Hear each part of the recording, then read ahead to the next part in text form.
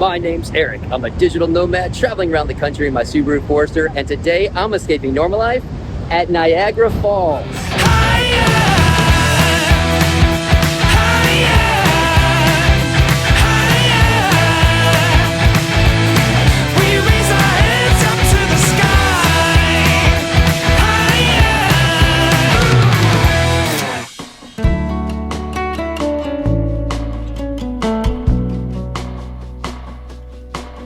Well, this is my last day in the Adirondacks. I'm heading to my next destination, but it's not where you think. I am not headed west anymore. I'm actually going to turn around and I'm headed back to Vermont, because about a week and a half ago, while I was in Vermont, I went on a date with a girl, and we have been talking ever since. I'm actually going to turn around and spend a little time back in Vermont so that I can spend some time with her. And then I will begin back on the road and traveling again.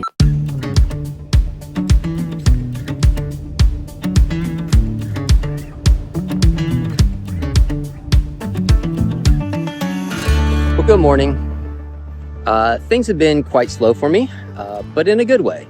So I guess putting it into the universe in my last video that I was not getting a lot of work and that things were pretty tight money-wise and stuff has somehow caused a lot more work to come my way.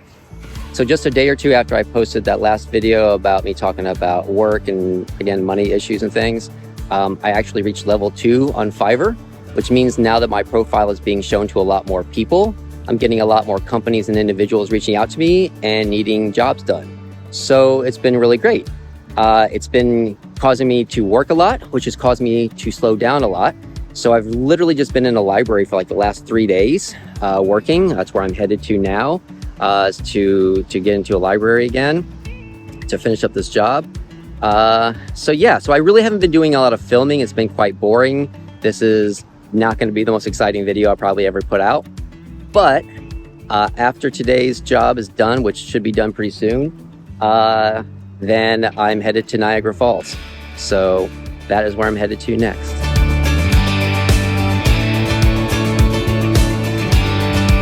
That's Niagara Falls, all that mist coming up out of the air. I'm nearly 2 miles away from it. That's how much mist is coming up in the air from the falls. It's just so crazy.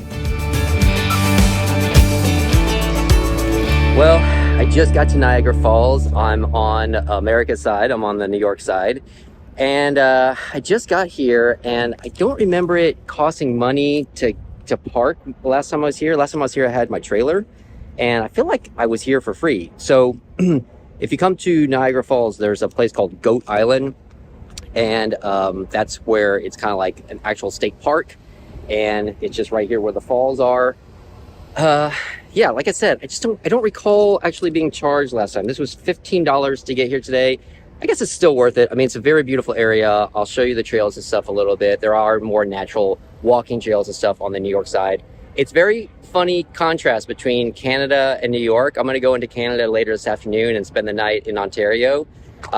You'll get way more of the falls from that side of the country, in a different country. When you're in Canada, you'll actually see a lot more of the falls, so it is the better side, and they're the ones that show all the colors on the falls. So if you want to see all the lights and stuff at night, then you definitely want to be on the Canadian side, because you'll see them all. They're actually shown from Canada onto the falls into the New York side. So anyways, that's where I'm going to go. I'm headed in there now. There it is, Niagara Falls. It is a pretty amazing place to see.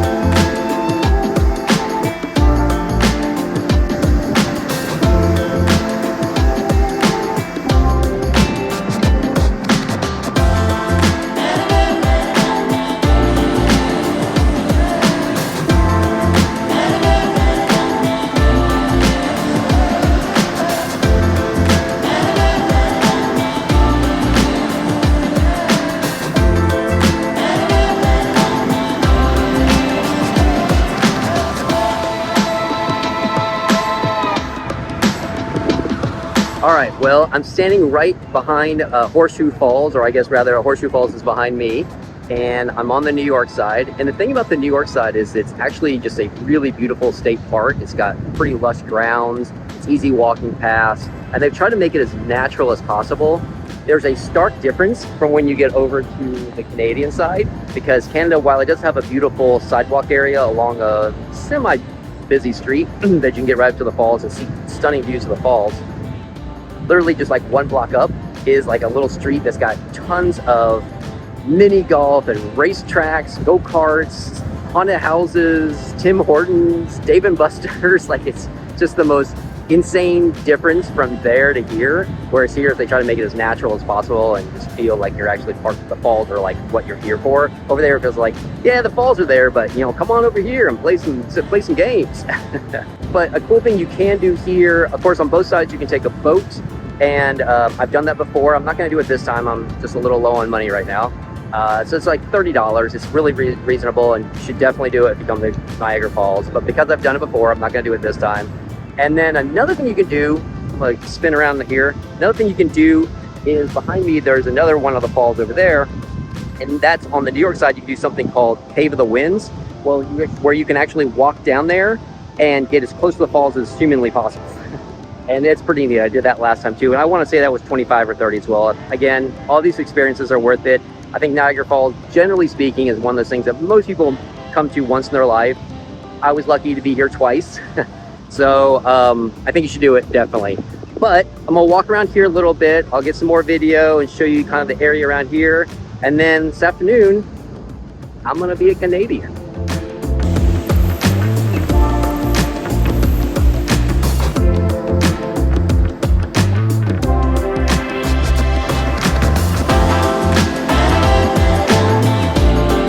Stats about the falls here.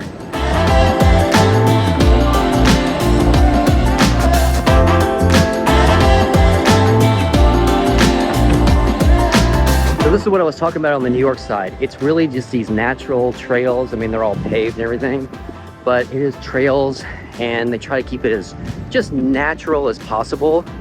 And then, like I said, when I get over to Canada later on in about, I don't know, 2 or 3 hours from now, you'll see a completely different side of a beautiful nature spot.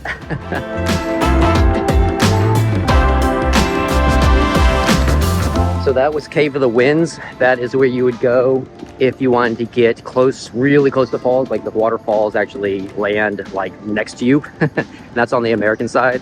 And I was wrong. I thought it was 25 to 30. It was actually only $21 to do it. Again, I've done it, so I'm not going to do it this time. I'm also a little lost. It is hot out here. I forgot I had one of these like cooling rags you put around your neck when you get it wet, and it cools you off. Like, I'm sweating. It is 90 degrees out here. It is hot. Also, can I just say that being a YouTuber is a weird thing? Because here I am filming myself, talking to a camera, walking amongst crowds. And I always thought it was so weird when I would see people doing it. And I still feel weird doing it. And there's so many times I still like will put down the camera if I see someone approaching me when I'm talking to the camera like this. But I've gotten a lot better about it. I've actually gotten a lot more comfortable with it. And I'm just like, yeah, whatever. Everybody's doing it nowadays. What's kind of funny is you would think that this water would be really deep that leads into the falls. It's not. That water is probably, I don't know, 2 or 3 inches. Like, it's pretty shallow. I mean, obviously that's here on the banks. The river, which is way over there, which actually goes around Horseshoe Falls, I'm sure is very deep. But the water here is super shallow.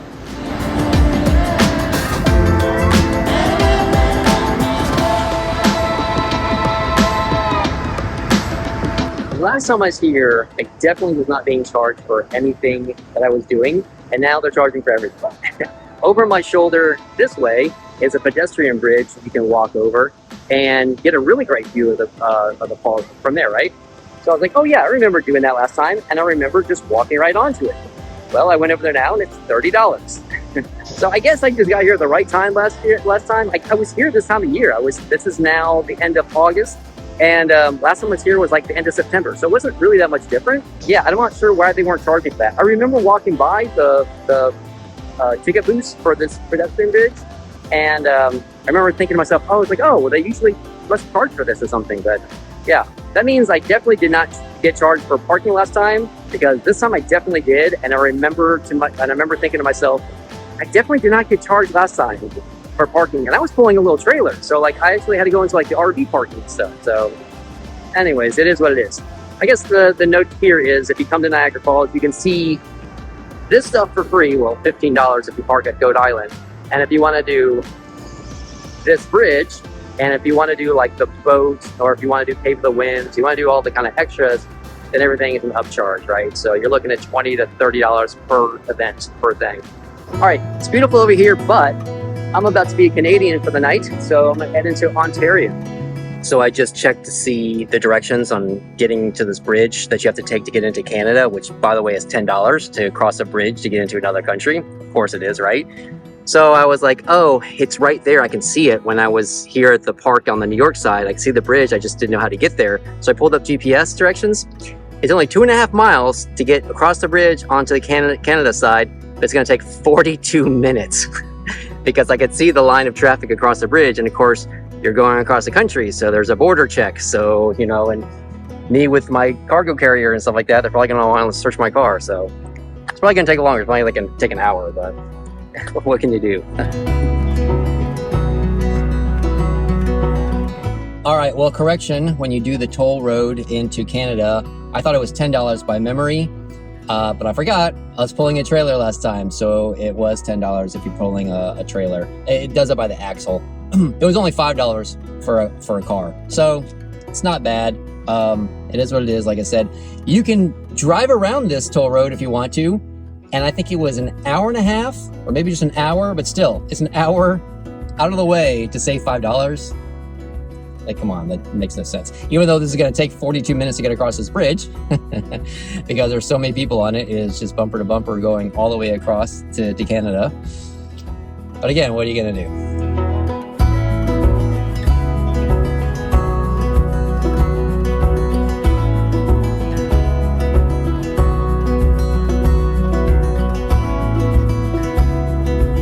Only 27 more minutes to go, an eighth of a mile.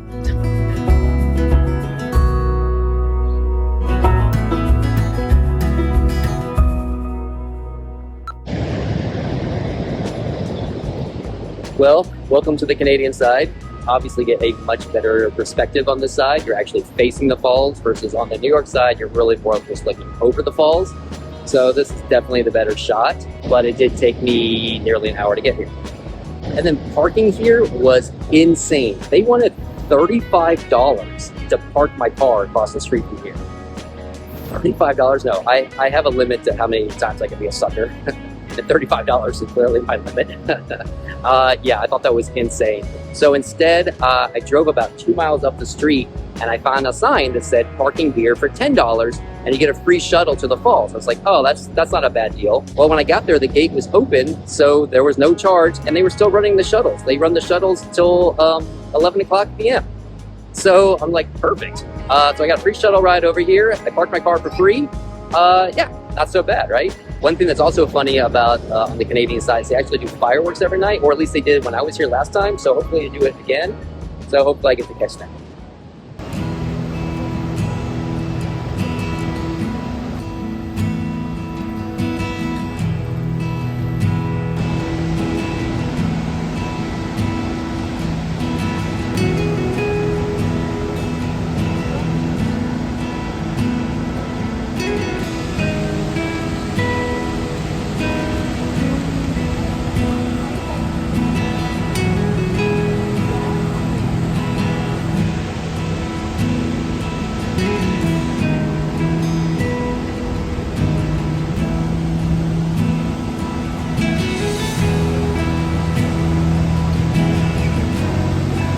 All right, as promised, I told you I'd show you what it's like on the Canadian side versus the New York side. The New York side was a state park. It's very natural. Over here, the street that's alongside where the falls are is very nice. Beautiful flowers everywhere. It's a nice straight walking path. Very easy and accessible for everybody, except for the $35. That was ridiculous. But yeah, it's great. There's like restaurants over my shoulder here thing. Just up the street is where they have that little street where there's like, basically looks like Las Vegas meets Gatlinburg. I'll show you in a little bit. I'll go up there and take a walk around. It's wild. There's probably just as many people on this side as there is in New York side, but because the New York side's got more like paths that kind of wander everywhere, it doesn't look as crowded. It looks way crowded here because it's just basically one long sidewalk. But yeah, you definitely get the better shot over here.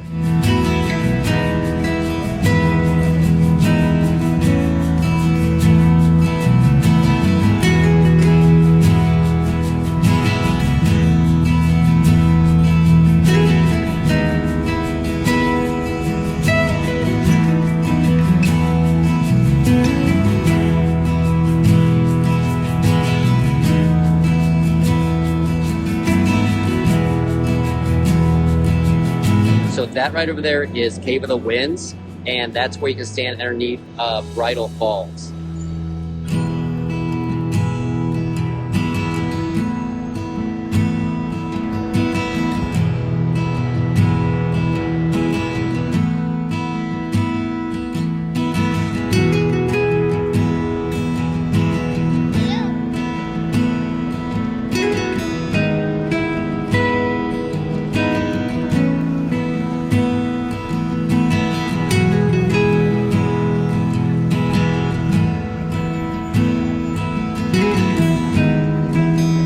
All right, this is the Canadian Niagara Falls.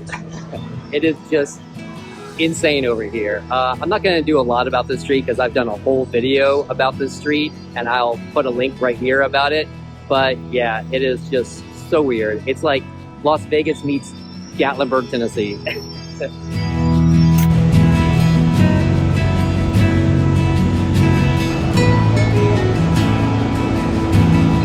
All right, well, I am going to go ahead and just end my video here. This is definitely going to be a shorter video for me. I thought I would end more on just kind of a recap of what's been going on the past week. I honestly have not been filming that much. I've been filming more here at Niagara today than I have in the entire week.